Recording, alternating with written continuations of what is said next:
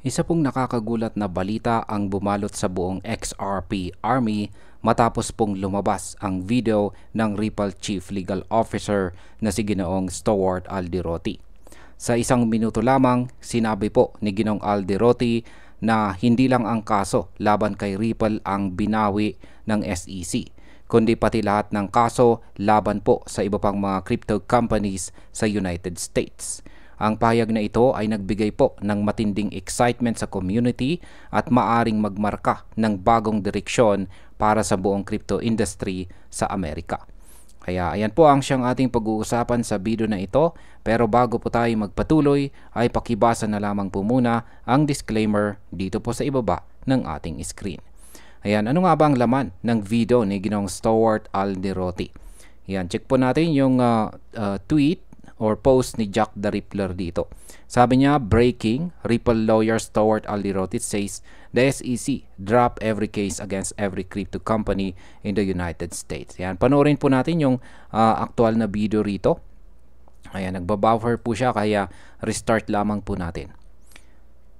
Yan, 1 minute and 19 seconds po ito.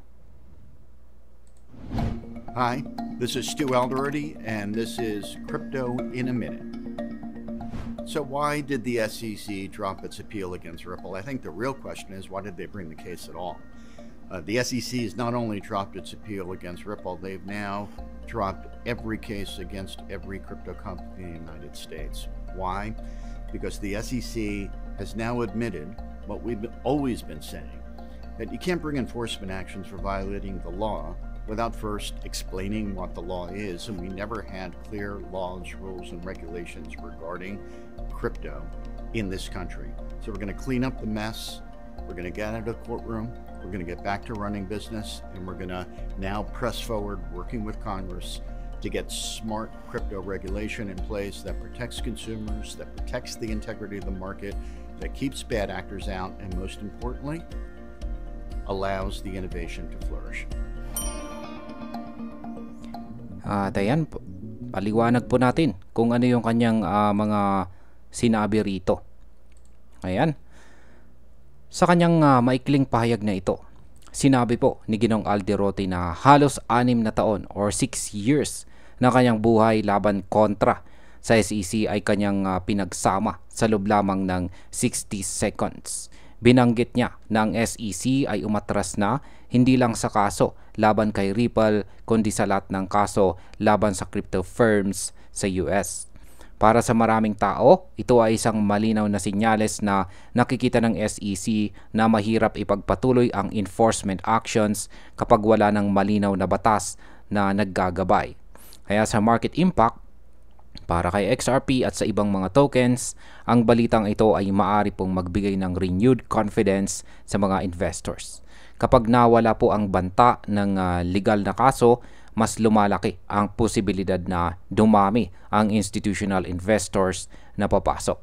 Ngayon ay bakit po ba ito mahalaga para sa crypto industry? Matagal ng problema sa US ang kakulangan ng malinaw na batas tungkol sa crypto. Dahil dito, marami pong kumpanya ang laging nasa panganib na kasuhan ng SEC. Ang desisyon po ng SEC na umatras ay parang pagtanggap na hindi po sapat ang enforcement kung walang konkretong regulasyon. Kaya sa market impact, ito po ay maaaring magbukas ng bagong yugto para sa mga crypto adoption sa Amerika. Kung magkaroon ng malinaw na batas, tataas po ang kumpiyansa ng market at posibleng tumaas ang presyo ng mga tokens tulad ni XRP. Ngayon ay ano naman po ang gustong ipunto rito ni Ginoong Alderoty? Binigyang diin ni Ginoong Alderoty na dapat nang lumayo sa mga korte at unahin ang pagbuo ng malinaw na regulasyon. Sabi niya, panahon na para linisin ang mga uncertainties at mag-focus sa mismong operasyon ng mga kumpanya. Ang susunod na hakbang ay makipagtulungan sa US Congress upang makagawa ng smart regulations para sa crypto sector.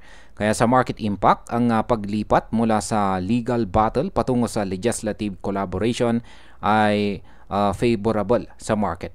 Ibig pong sabihin, imbis na malugmok po sa kaso, mas magkakaroon ng direksyon tungo sa innovation at consumer protection. Ito po ay posibleng magbukas ng mas maraming partnerships at mainstream adoption ng blockchain-based services. Ngayon ay ano naman po ang nilalaman ng panukalang regulasyon? Ayon po ulit kay Ginong Alderoty dito, ang mga regulasyong ito ay dapat magbigay ng proteksyon sa mga consumers, siguraduhin ang market integrity at alisin ang mga bad actors. Ngunit kasabay po nito, dapat pa ring may espasyo ang innovation para lumago. Sa ganito pong paraan, ang US ay magiging ligtas para sa mga investors at kaakit-akit para sa mga innovators. Kaya sa market impact, kapag maipatupad ang ganitong klaseng balanse, magiging mas matatag ang crypto market at posibleng makita ang pag-akyat ng value ng mga project tulad po ni Ripple at saka ni XRP. Ang malinaw po ng regulasyon ay magbibigay ng seguridad para sa mga traders at institutions na matagal nang nag-aalangan. Ngayon ay paano naman po nag-react ang XRP community dito? Yan, pagkatapos pong lumabas ang video na ito, maraming XRP members ang nagdiwang. Isa pong user sa X na nagngangalang Ajax ang nagsabi na hindi mangyayari ang ganitong desisyon ng SEC kung hindi dahil kay Ripple at kay XRP. Pinuri niya ang leadership ng kumpanya at ang tibay ng community na tumayo sa gitna ng matinding pagsubok. Kaya sa market impact, ang suporta mula sa community ay nagiging dahilan para mas tumibay ang brand ni Ripple. Sa ganito pong momentum, pwedeng makita ang short-term price pumps dahil sa excitement ng retail traders. Ngayon ay ano naman po ang ibig sabihin ng pagbagsak ng kaso para kay Ripple at kay XRP? Para kay Ripple, ito po ay malaking panalo. Matagal na nilang ipinaglalaban ng SEC ay walang malinaw na batayan sa kanilang kaso. Ngayon, ang pag-atras po ng SEC ay parang kumpirmasyon ng kanilang paninindigan. Para kay XRP, ito po ay isang malinis na slate na magbibigay sa kanya ng mas magandang reputasyon sa market.